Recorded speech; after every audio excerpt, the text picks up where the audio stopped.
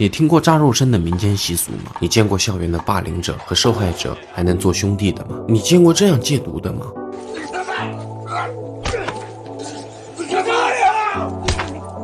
就是这么一部黑马电影，将人性、救赎都撕裂了给你看。看完之后，你将为之一颤。我看到最后，你永远猜不到结局。所谓的邯郸节，就是元宵节这一天，村民们会选出几名男子，头系红巾，手持溶液，上身赤裸的立于神教之上，扮演邯郸爷的肉身。而神教之下，心有所求的信众们，则对这位邯郸爷投掷鞭炮，炸其肉身，来完成自己的夙愿或者是赎罪。炙热的炮火在身体上，轻则烫伤，重则皮开肉绽，并不是所有人都能受得了的。阿姨多年来在村里都扮演着这样一位勇士，他是小镇上混得比较好的青年，但早早的就辍学了。相反，阿坤就是别人口中邻居家的大男孩，乖乖仔，读书好，长相帅气，但阿坤家里却是做着废品回收的，这也时常让他感到些许的自卑。母亲又捡来了一件崭新的外套，黑猫喊阿坤试一下，你去看吧。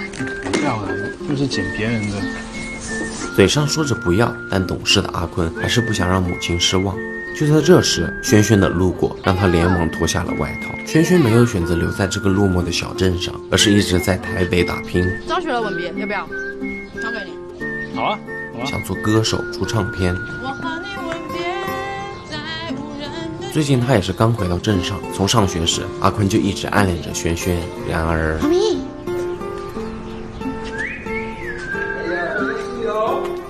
阿义作为邯郸的肉身，刚被堂主再三的叮嘱：第一，不准碰女色；第二，不准饮酒；第三，只能吃素。如果犯戒，那就不是炸肉身了，是炸鸡了。可阿义转头就三尺有神明，人在做，天在看。堂主再一次提醒着阿义，没错，轩轩就是阿义的女朋友。两人感情一直很好，但是因为异地恋，经常分开。好不容易见面了，那肯定要好好的开下机车。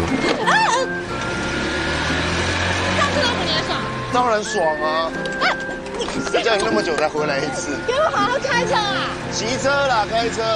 果然，男人不坏，女人不爱。傍晚，幽静的巷子里，阿义和轩轩叙着旧情，可刚好被阿坤撞见。看着心中多年来的麦纳斯被眼前这个小混混亵渎，阿坤气不打一处来，直接不识趣的打断了。轩轩看到是老熟人，也不好意思，阿坤替自己保密，两人只好不欢而散。被打断的阿义自然是不爽。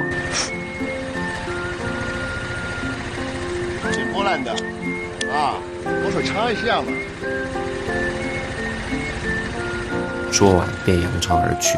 不对，他还不忘再骑一圈回来，耀武扬威地炫耀着他男人的好胜心。这已经不是阿坤第一次被羞辱了，原来三人早在上学时就认识了。阿坤经常是学校里的三好学生，被授予表彰；阿义则是整天游手好闲，不学无术。模范生的阿坤就自然成了阿义被霸凌欺负的对象，那双运动鞋就成了阿义霸凌的契机。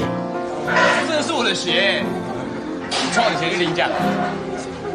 与有龙焉，来，再颁一个奖给他，坐月。我家的这么简单啊。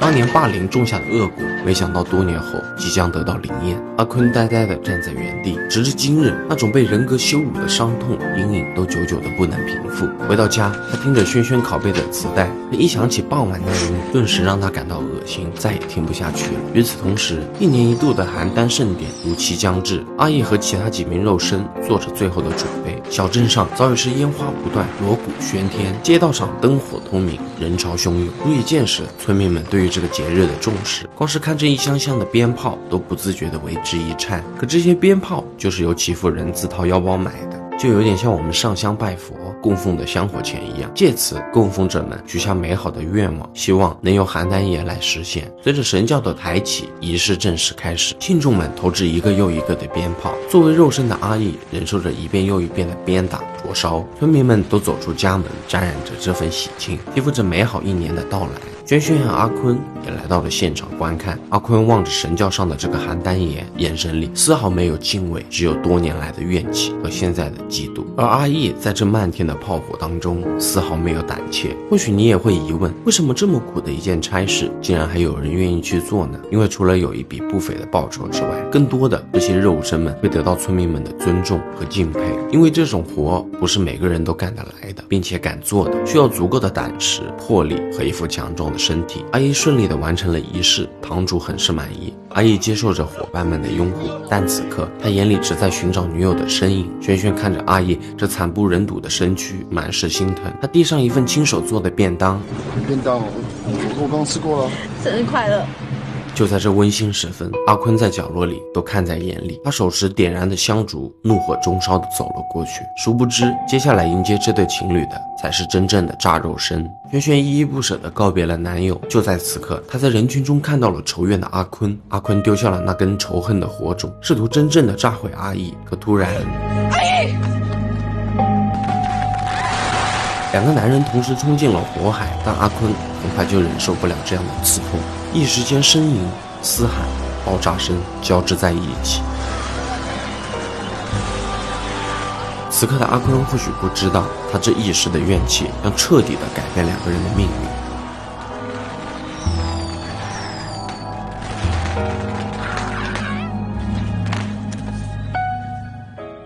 就是这么一场意外，让两个意气风发的少年人生发生了翻天覆地的改变。轩轩在那场烟花里彻底的消散了，阿坤也离自己的教师梦渐行渐远，整日都被无尽的负罪感折磨。而阿义呢，全身大面积烧伤，听力基本丧失。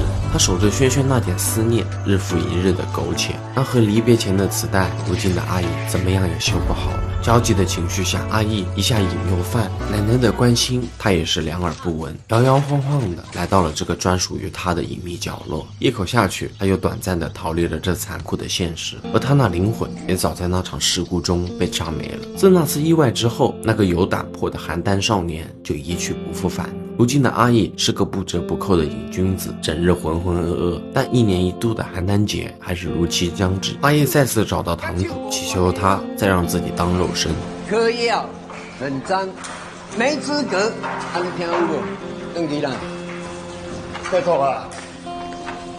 登记啦。邯郸还是那个邯郸啊，但曾经那个趾高气扬的少年就再也不见了，而现在的邯郸之身就落在了阿坤身上。阿坤作为邯郸生，不是为了祈求大富大贵，而是为了借由炸肉身、炮火的鞭打、劈开肉绽的疼痛、身体的折磨，来换取心灵上哪怕一丝丝的救赎。阿义满眼望去都是曾经的自己，看着自己失去的这一切，他也只能转身离开。如今的他只是过街的老鼠，人人喊打。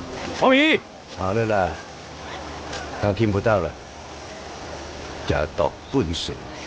那场事故的真相也只有轩轩亲眼看到，而唯一知道真相的人却早在故事一开始就不在了。反而正是这样，阿坤那愧疚的心丝毫得不到一点的宽慰。傍晚，母亲看着儿子这伤痕累累的身躯，既心疼又责备儿子，喊他不要再去干这样的苦差事了。还没等母亲缓过来，阿坤又说出了惊掉母亲下巴的一番话。妈，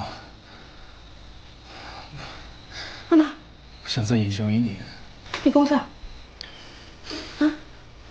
我打算用爸那块地做回收厂。你要做什么回收啊？啊！你大学毕业就要去做老师啊呢？啊！你甲我叫这种歹谈故事，有什么前途？有什么出大你甲我讲？是要趁钱吗？趁什么钱啊？我想你生啊惊着啊，还是让你无饭通吃？也是，如今的阿坤不再是那一腔强壮的少年。自那件事发生后，他又如何独自的面对那愧疚的心呢？哪还有脸去为人师表教学生呢？更无法若无其事的继续原本的人生，表情有多么平静，或许内心就有多么煎熬吧。而一边的阿义更是苦不堪言，每天只能靠着偷电缆的钱来度日，换来的钱也全部花在了嗑药上。休自己，休自己啦。拜托了啊！我设备给你个操你！拜托了，跑上了，干！绕了。这边的回收厂不收，阿姨也只能找到老同学阿坤这，祈求他们能换点钱。我没有在收这个，你拿走。李正坤同学，你拿去阿豪那边，他有在收。坤妈妈清楚的知道这是违法之事，自然是不会收，但也只有阿坤自己知道，面对眼前这个男人，他那颗愧疚怜悯的心，又怎么能安放得下呢？这个拿走啦，这是换华的呢。晚上，阿义翻箱倒柜，他的毒瘾是一天比一天大。从奶奶淡定的表情里，我们就知道阿义这种行为，他早已是司空见惯了。急啦！妈，好啊！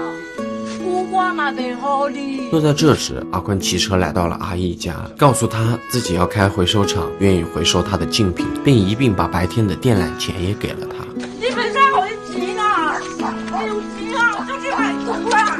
阿妈，不行，阿妈，你不想去那边走啊？阿妈，不行，后面一点就可以了。果然啊，毒品摧残的不仅是身躯，还有作为人的良知。阿义不顾奶奶的安危，扬长而去。如果这样还不够，更过分的还在后面。这天拆迁的工作人员找上了门，阿义奶奶很久没有交纳租金和税金了，住了几十年的老房子要被强拆了。还没等奶奶反应过来，挖掘机就已经开了过来。奶奶誓死捍卫着这个生活了几十年的祖地，可任凭奶奶撕心裂肺的呐喊也无济于事。奶奶冲进了屋子，拿走了最重要的组牌，无情的铲机摧毁着一切。一旁的阿义像没事人一样偷运着电机，因为这废铁在他眼里就是钱啊，钱就可以治他的病。他不顾奶奶的阻拦，一个不小心把组牌打在了地上，然后继续去他那腐烂的生活。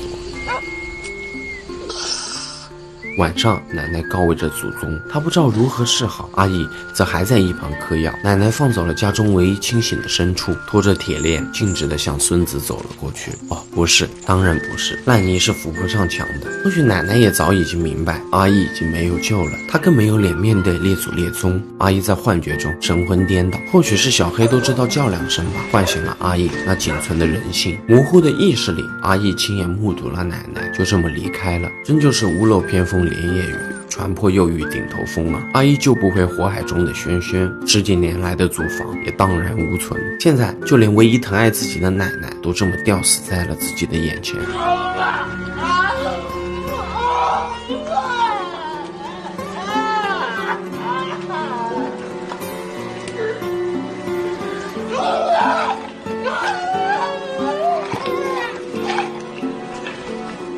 快，村子里的人都闻声赶了过来，阿坤也来了，望着眼前这个被自己摧残的男人，人不像人，鬼不像鬼。终于，阿坤做了个大胆的决定。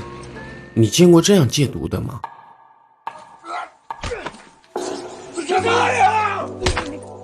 一条链子，一盆水，剩下的就要阿义自生自灭了。毒瘾的快感有多爽，戒毒的疼痛就要加倍奉还。疼痛、瘙痒，宛如全身爬满蛆一样。阿义一遍又一遍的煎熬地忍受着戒断反应。无数个夜晚下，只有阿义自己知道，从黄昏到黎明有多久，有多难熬。白天，阿坤冲刷着阿义那残缺的身躯，定时给他喂饭。到了晚上，又是属于阿义一个人的狂舞。无数个日日夜夜下，阿义神志逐渐清醒，他质问着阿坤。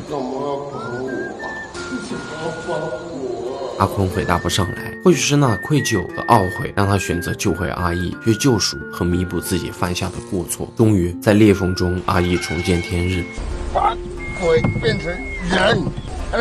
阿义很是感激阿坤把自己从死亡的边缘拽了回来，把自己从鬼又变回了人。两人的感情也逐渐升温，两人本来就是穷苦的命啊，相互搀扶。工作时阿义被羞辱，对方又拿出这种东西来诱惑他。阿坤见状也是人狠话不多，上来就是一筷子。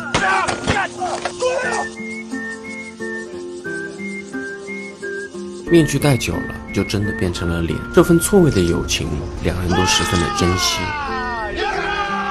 炎热的夏天，两人来到池塘边游泳避暑。干嘛不游？阿坤却不会游泳。小时候，他亲眼看着父亲因为忙着收农被洪水冲走，从此有了阴影。和阿义相反，我恨不得我爸被车撞死。阿义的父亲是个赌鬼，动不动就打母亲要钱。血气方刚的阿义恨不得亲手宰了他。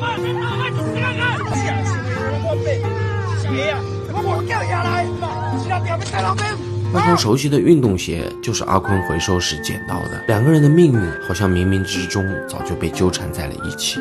我帮你哦。阳光照射着钟声下的裂痕，就像两个人身上这疼痛的伤疤会有不为人知的一面。阿坤找着火机，却无意间翻到了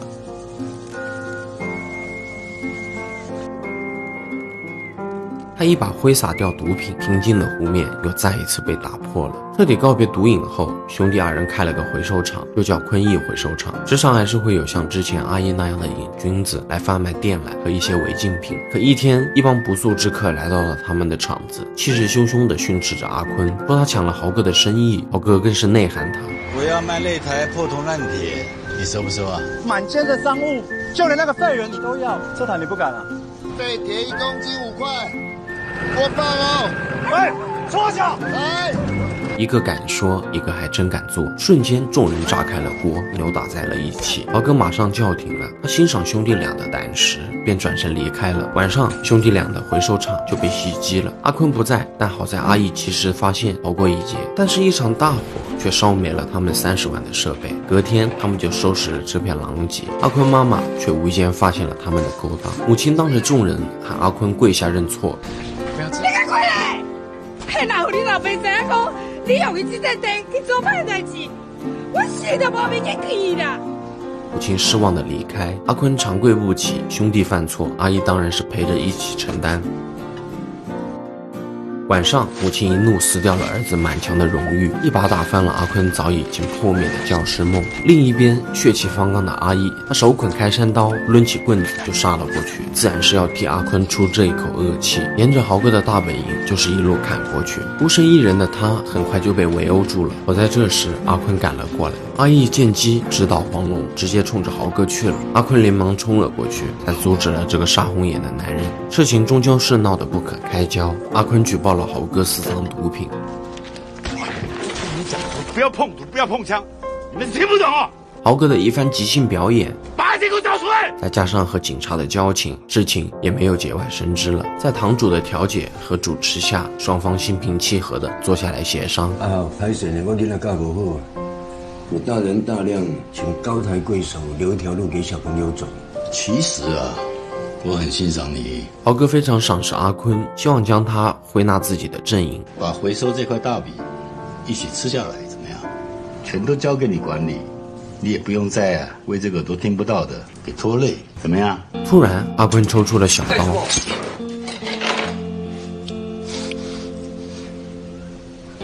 阿义是我的结拜兄弟。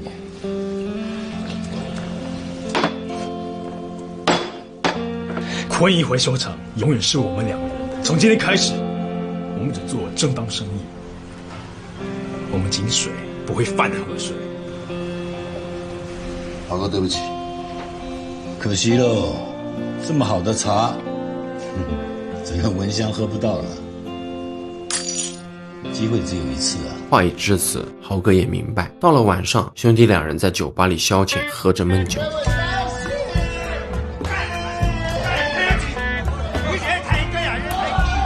喜欢阿坤很久的陪酒女苏奈主动示好。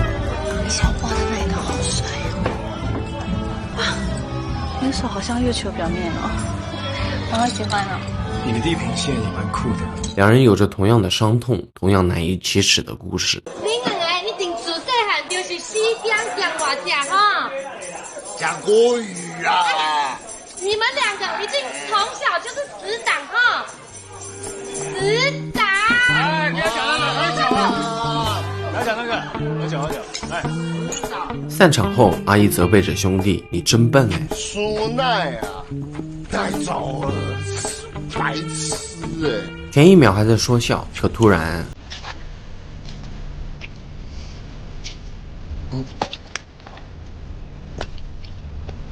那熟悉的街角，熟悉的2人，借着酒意，那沉重的话题又再一次划破这死寂的夜晚。我知道你很喜欢萱萱，别人问我生日了，他说生日礼物给我，如果没有来也不会被炸死。 2人望着那不可逾越的鸿沟，那个被阿坤雪藏的秘密。阿姨越是这样，阿坤越是明白，即使他多么希望这份友谊是真的，但注定是不会纯洁的。你应该答应豪哥啊，我不配当兄弟啊！是兄弟，就不要提以前的事。望着阿姨被路灯渐行渐远拉长的身影，傻瓜！阿坤好像是骂自己。阿坤惆怅的再次来到酒吧门口等候着苏奈。好像事情有点不舒服，好痛哦！下回啦！到底是妈妈桑，人情世故就是不一样。你那个来哦，哎，拍谁啦？他识趣的替苏奈开脱。我叫阿娇陪你。阿娇，包养你！这只哪手嘞？我吞不了，我吞不了。幽暗的长廊下，2人也第一次进入了深度的交流。一根烟过后，苏奈问起了那个伤疤。很痛吧？痛表示还活着，不是吗？这天，兄弟两人钓着龙虾，趁着阿坤离开的功夫，阿姨送上了那份迟到的礼物。生日快乐！阿坤回来看到后，心里五味杂陈。我记得我们两个脚一样大。此刻，他多么希望这份友谊可以一直这样地久天长。但是阿坤知道，这份友情就像自己捡来的那双运动鞋一样，终究是不属于自己的。每年的邯郸，阿坤还是坚持炸肉身来还愿，因为今天不仅仅是邯郸日，也是萱萱的忌日。即使苏奈知道眼前这个男人，还是没有放下那个属于萱萱的书包。每年当肉身邯郸，为了那个萱萱吧，所以家里的书包也是他的。你到底有多大的愿望要还呢？你非得把自己炸成这样。会痛代表你还活着。痛表示还活着，但是心都死了，再痛也只是炸肉身了。该来的总是还会来。这天，阿姨喊阿坤帮自己一个忙，年久失修的卡带，阿姨再也听不清了，希望阿坤能帮自己转达或者写下来。导演在这里设计了一个非常有意思的伏笔。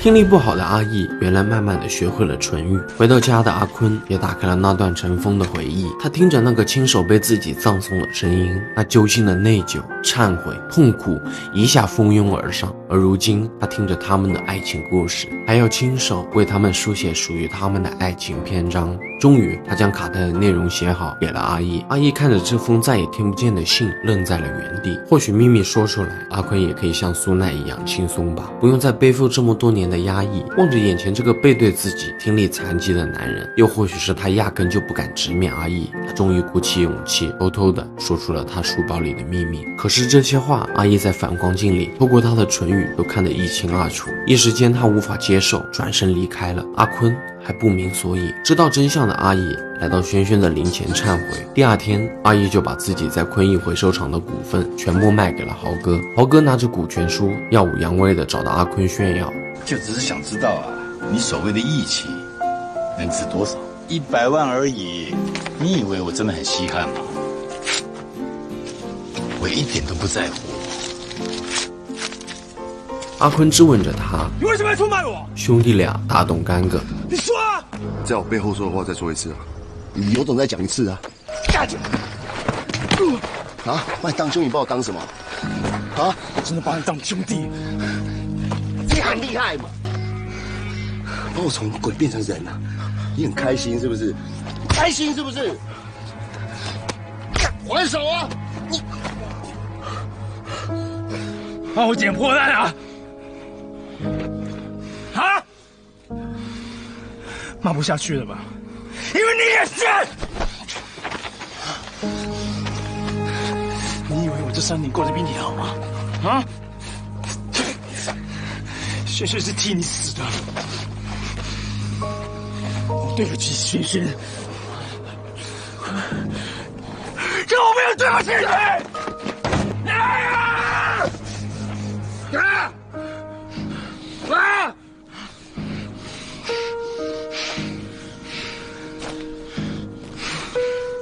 仇怎么结怎么算呢？100万的炮你等着。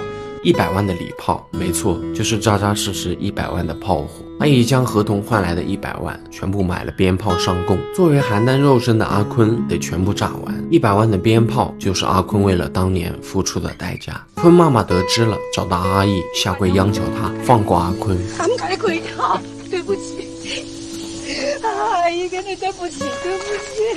面对这么多年来照顾有加的阿姨，有情有义的阿义同样也下跪了。阿坤知道这一天迟早都要来，尽管众人劝说，但煎熬多年的阿坤又怎么会逃避呢？仪式前，苏奈也祈福了。你刚刚跟萱萱说了什么？我跟她说，如果她还没有投胎转世的话，她是我们的女儿，不能碰。我自己来。100万的炮炸完，我们就2000。阿义来到了现场，他说完和阿坤最后的一句话，就转身离开了。出发前，问妈妈拿出护目镜，再三的祈求堂主。我就那边修把狗子。就这样，阿坤带着亲人和爱人的祝福，踏上了这条救赎之路。比起100万的炮火炸裂的疼痛，阿坤更奢求这心灵上的宽慰。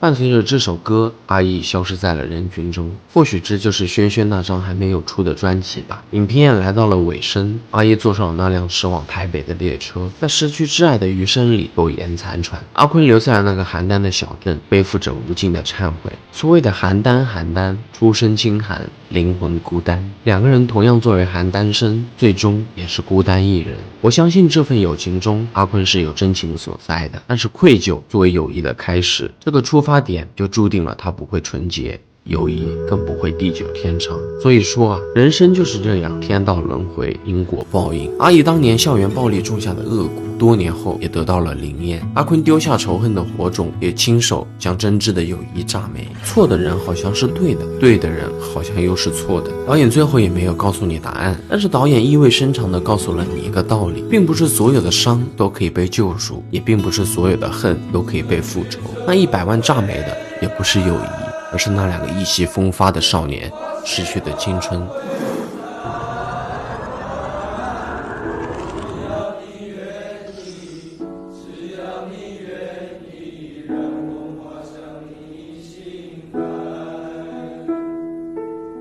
花有重开日，人无再少年。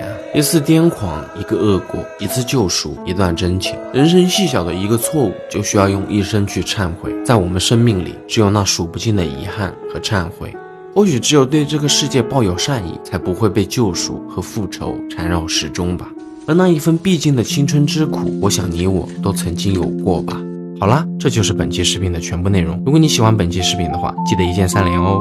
任何一个解说，如果让你能观看原片，都是对他最大的支持和认可。我是引导上求生的阿蛙，让我们在下一部电影里再一次相遇。你有在跟我讲话吗？没有。